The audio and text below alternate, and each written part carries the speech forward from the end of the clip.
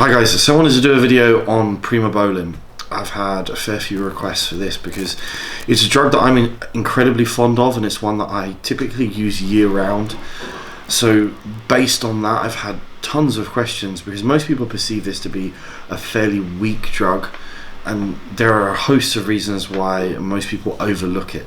I mean, the primary reason is usually access and availability.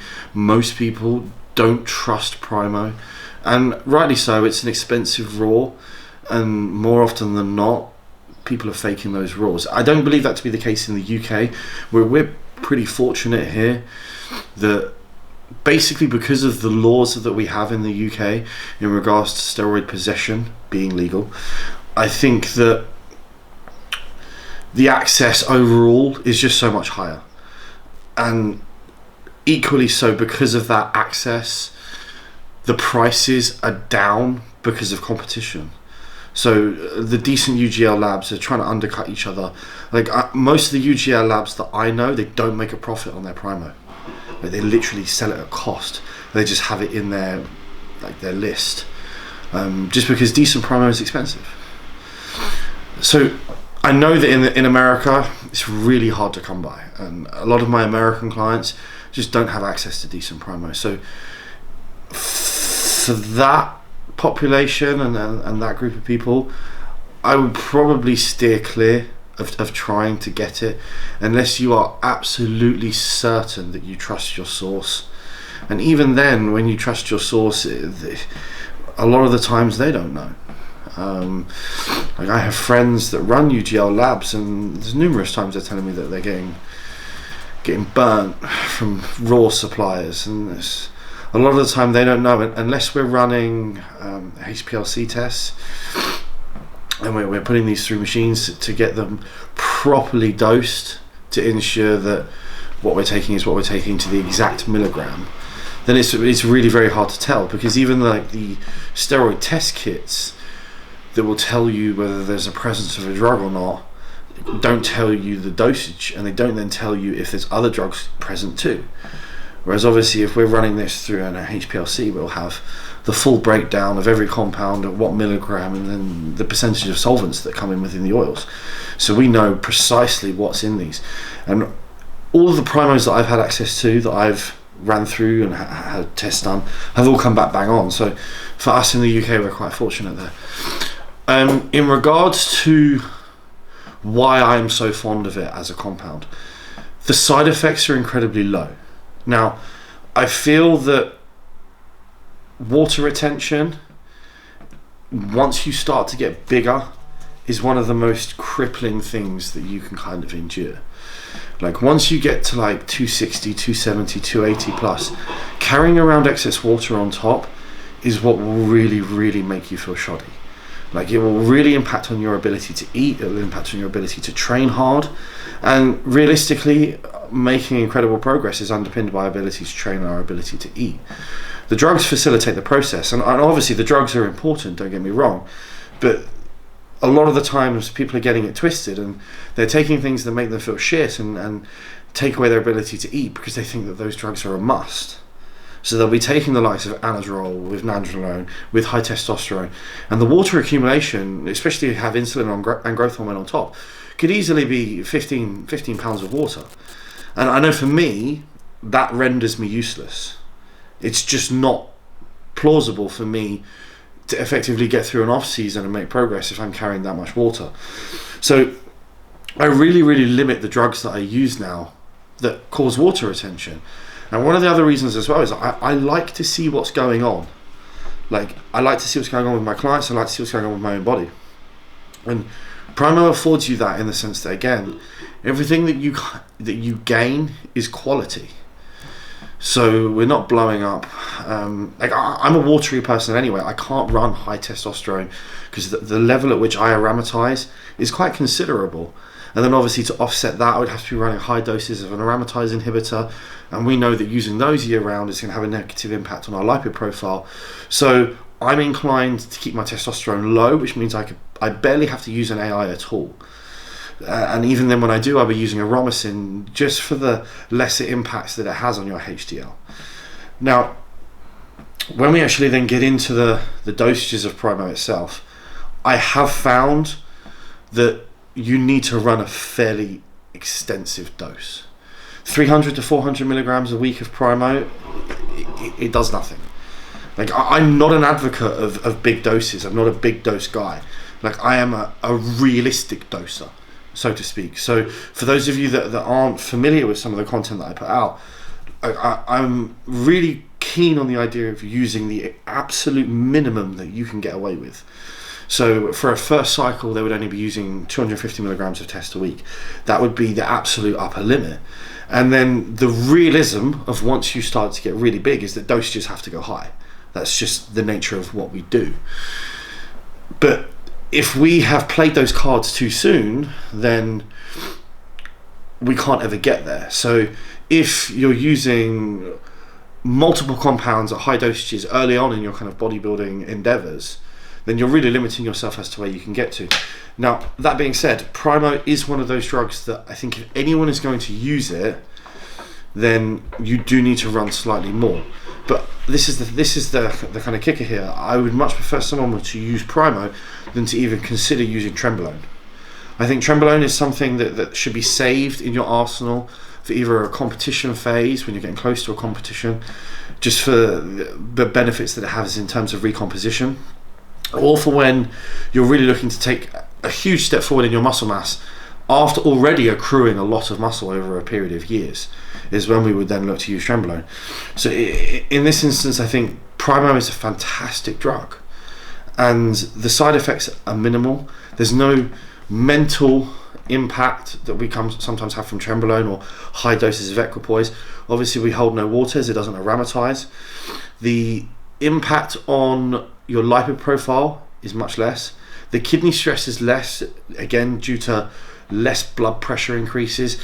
Testosterone or nandrolone is more inclined to make you hold water, which naturally is going to make your blood pressure increase. The only potential issue that we're going to run into is the increased rates of nitrogen retention, which can impact on kidney function.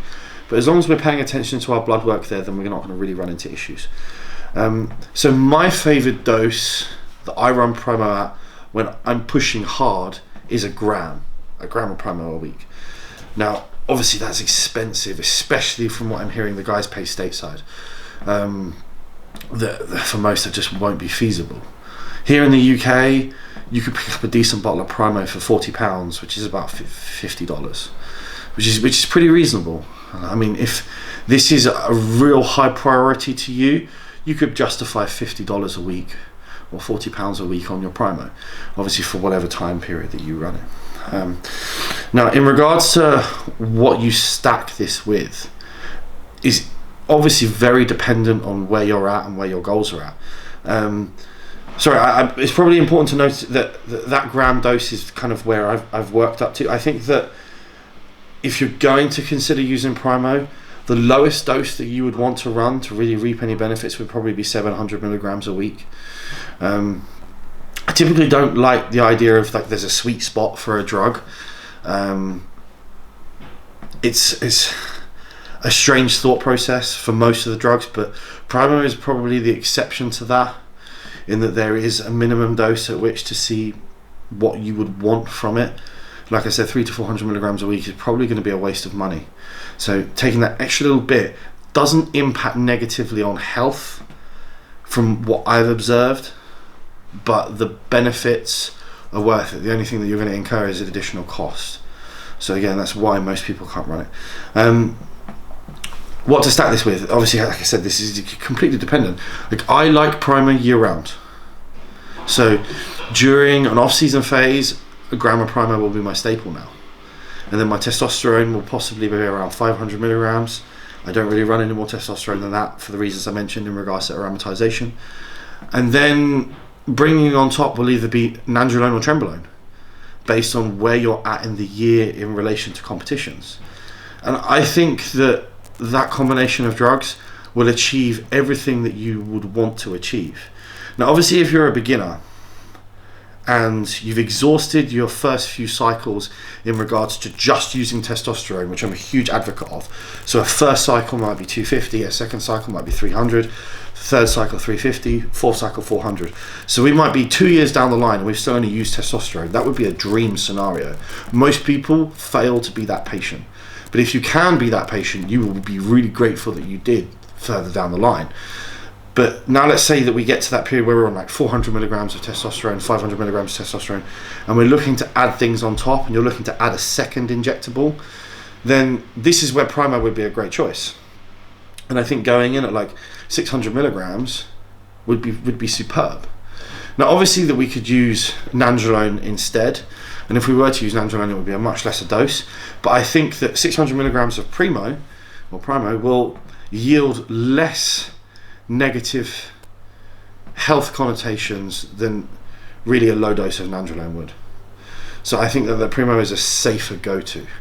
Now again, I'm not being ignorant to the fact that everything that we do here is unhealthy. So please don't misconstrue that I'm trying to say this is the healthy approach or what I'm doing is healthy, because that would be arrogant and stupid to try to push that onto people. And some people do that. They think that taking any of these things is healthy. It's not. None of this is healthy. There is no health in this pursuit in any way, mentally or physically. There is no health in this pursuit. But what we can do is we can try our absolute best to get to where we want to be and limit the damage that we incur. Like we can get through this process completely issue free. Obviously there will just be stints where our body is in a state of ill health, but that's very, very momentary. So there'll be periods in which our liver enzymes will be elevated, our hematocrit will be elevated, our potential lipid profile will be skewed. But that doesn't necessarily mean that we're then going to get cardiovascular disease or that we're going to get liver cancer. It just means that there are periods in which what we do is unhealthy, but we can make good choices to achieve our goals and maintain our health. So by the end of it, once we stop, we have got through unscathed. And that's what I'm trying to achieve with my clients. And that's what I'm trying to achieve with myself. And it is hard when we want those goals, when we see, just a couple of days ago, I saw Big Ramy in person. And it was just fucking huge. And it immediately, like, I'm on a cruise dose at the moment. And it immediately makes you think, fuck, I don't want to be cruising, I want to be taking more drugs. I don't want to be pushing, I want to be pushing. And you have to battle those thought processes because they won't get you to where you need to be. All I did was that the next day when I got home, I went and trained legs and I had that same thought in my head of, fuck, I really want to improve. I'm so inspired by seeing that guy that I just trained so damn hard. I made sure that I was incredibly meticulous with all the little things that sometimes I make mistakes on in regards to my diet. Like, I'm guilty of leaving veggies out sometimes. We'll all have little things that we fail to do. Sometimes we'll be guilty of not taking our vitamins on time, or not taking our vegetables, not rotating our protein sources. These are the little things that if you want to make that step forward, don't look at taking more drugs. Look at being more accurate with the little things that you can control. So this is just an insight into my thought processes around Primo and kind of how I use those guys. Any questions, please ask. Please head over to TrainedbyJP.com. There are probably 250, 260 videos like this now that will be really, really helpful for you guys. And again, just pure honesty from me. You'll get the truth. You'll get the real insight into what's going on. I go through all beginner cycles approaches, and I talk about how to get to where you want to be in the kind of best approach possible. So cheers guys.